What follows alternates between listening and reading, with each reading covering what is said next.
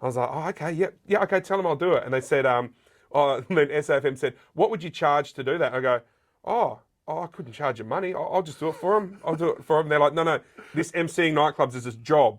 And I was like, oh, you can't get paid to be in a nightclub. I'll tell them I'll just do it for free. It's an honour to be asked. Well, what an absolute pleasure it is today to have the one and only Andrew Cosi Costello on Comedy Legends with Bevo. G'day, mate. Good to see you, Bevo. Great to see you too, Cosi. Now, you grew up in the York Peninsula, and tell us about the journey there and how you got into the media and where you got that passion from as well. I was born in Murray Bridge, and then I was conceived on the banks of the River Murray there. The old girl was a bit wilder back in those days. And then went to Canada when I was about 5, and then grew up in Canada on York Peninsula, which was great. And then I failed year 12. I did do very badly at school, and then I ended up doing year 13. And then after that, I went to Roseworthy Agriculture College down in town. So, yeah, not a very good schooling career. And was that sort of where you started getting that real interest in media as well? I never had an interest in media. It was always agriculture. I just love farming. So I just wanted to be a farmer. That's all. We never had a farm growing up. So all I wanted to do was be around animals and produce livestock. That's all my dream was. And then when I was at Roseworthy, I entered a competition called the Great Race, which was a race to the other side of the world on SAFM with Amanda Blair and James Brayshaw. And that's what started. I was working on the pig farm when I entered that. And they thought that was pretty funny that I was a pig farmer. So they got me on air, and then I started doing crosses and stuff and did this race around the world, and then come back and they offered me a job, which was super. What a great story that is, and the Great Race itself must have been a lot of fun. Yeah, well, the Great Race started here in South Australia. A guy called Richard Marsden thought of the concept, 2 guys, 2 girls, racing around the world doing challenges, and then that was replicated around Australia because it was successful here in Adelaide, and then that format would go on to become a TV show, which is called The Amazing Race Today. So that actual concept started here in Adelaide, which is pretty amazing, the guy that thought of it. What a great story, absolutely. Yeah, so I always think, had I have been a shit contestant, maybe that show would never have been on, which I watched last night. It's a good show. Absolutely, no, and it's killing it as well, for sure.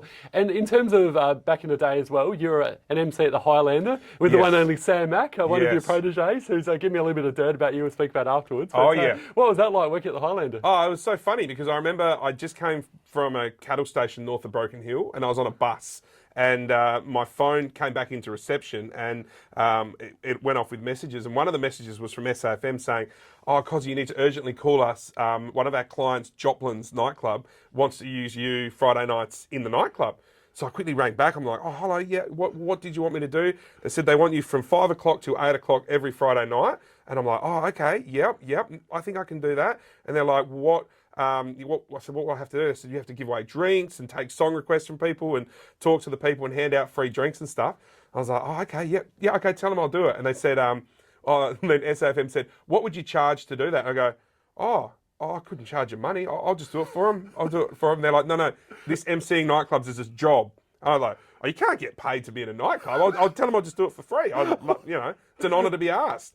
And they're like, no, it's a job, you have to be paid for it. And then that's what started me emceeing nightclubs. So I did like Joplin's, Shenanigans down at Westfield Marion for many years, ladies' night down there, which is where I met my wife. And then I emceed the Highlander on North East Road with Sam Mack, who's now Channel 7 Sunrise weatherman guru. Yes, what a story that would have been. And you guys just would have run an absolute muck together, I can imagine. So. Yeah, 2 young single blokes emceeing nightclubs before the days of phone cameras. It was brilliant.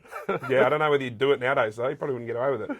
And Sam also told me that you bought your house with Planet money. Can you explain that a bit more? Well, they used to have Planet Cash at the Planet. So when we go there, all the MCs would get like wads of Planet Cash, which was like not actually real money. It's just like you could use over the bar. So our job would be to give that away. And inevitably, when Sam Mack and I were working, we would use most of that Planet Cash for ourselves to buy grog and our mates that would come down to be a part of the night. So yeah, everything was Planet Cash back in those days. South Aussie with Cosi, where did this come about and what an amazing success story that's gone on to be? Yeah, South Aussie with Cosi's in its 12th year now, which is pretty crazy. And pretty much what happened was when I come from the country to the city, I couldn't believe how much city people didn't know about the regions of South Australia. Like when we were kids, we always used to go to York Peninsula, up to the Flinders and up to the Riverland and everywhere. But when I started working at SFM, I couldn't believe like no one really knew what was going on out in the regions at our workplace. So I always used to push it on SAFM. I used to always talk about the country areas and try to encourage city people to go out and have a bit of a look. And then one day I thought, oh wow, I'd love to turn that into like some sort of TV show. And I was also shocked when I started in the media at how negative the media was. Because coming from a farming background, I was always like, everything was so positive. Even when the chips were down, if there was a fire or drought or whatever, everyone would just help each other, and everyone was just, it was such a positive business environment to be in. You help out your neighbour and whatnot.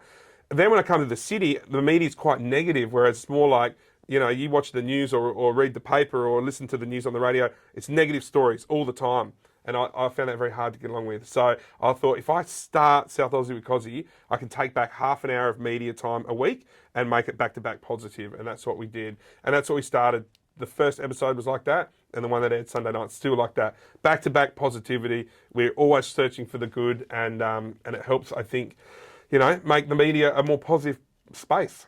So good. And speaking of so good as well, you're doing a really wonderful thing called Cows for Cambodia. Explain that a bit more and how that sort of format came about, Cosi. Yeah, well, I went to Asia to visit my mate, and his sister was over there working on a charity. And yeah, it was pretty amazing because, like, I'd never been to Asia before, and I'd never seen poverty before. So at first I didn't want to go, and then he insisted I go, so I flew over with him. And when I saw the level of poverty, I was just, I guess, compelled to do something about it, even just, you know, a little bit. So I started trying to do a few little bits and pieces, and then I thought, you know what, I'll start my own charity and then see if it grows from there. And now it's grown to, like, we're like the biggest agriculture charity in Cambodia and one of the biggest in Southeast Asia. So yeah, it's grown well. We also have a smaller project in Botswana, which I actually believe Botswana will outgrow Cambodia in the next couple of years. And how can people get involved in being involved with Cows for Cambodia as well, Cosi? Well, I say to people, don't donate, participate. Like, we run tours over there, and I take people over and show them the charity. They can work on the charity, and we do all the touristy stuff too. And they probably, we've just launched our 4th tour now that COVID's gone away a bit and you can travel. And yeah, the tours have been selling out in like 3 or 4 days. It's insane. Like, it's one of the most amazing experiences you can ever do. Come over and be a part of it. So yeah, I encourage everyone to get on board and come check it out.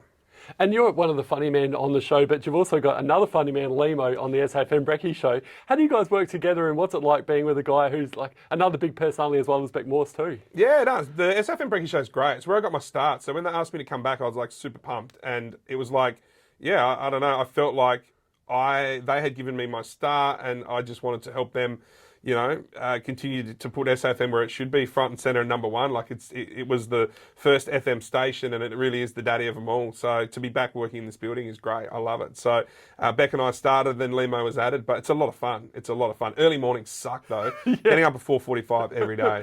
You know, a lot of people find it hours wise. You know, yesterday every day I get up at 4:45, but yesterday I don't get home till like 7 o'clock. And then tomorrow morning, I'll film today till 7 o'clock, and then I'll get up tomorrow morning at 4:45 every day. I haven't done less than a 12-hour day during the week for, I couldn't tell you, maybe 2 or 3 years or something like that. Wow, so, that's rough. Yeah, they're long days. And on that, actually, I've got to be at the gully filming in literally 20 minutes, so I'm going to have to bail on you. But it's an honour to be on the podcast and that you care enough to come in and say good day. I appreciate it. Cosi, an absolute pleasure, mates. And thanks so much for your time today, mate. Anytime. Easy as. Keep up the great work. See you, legends.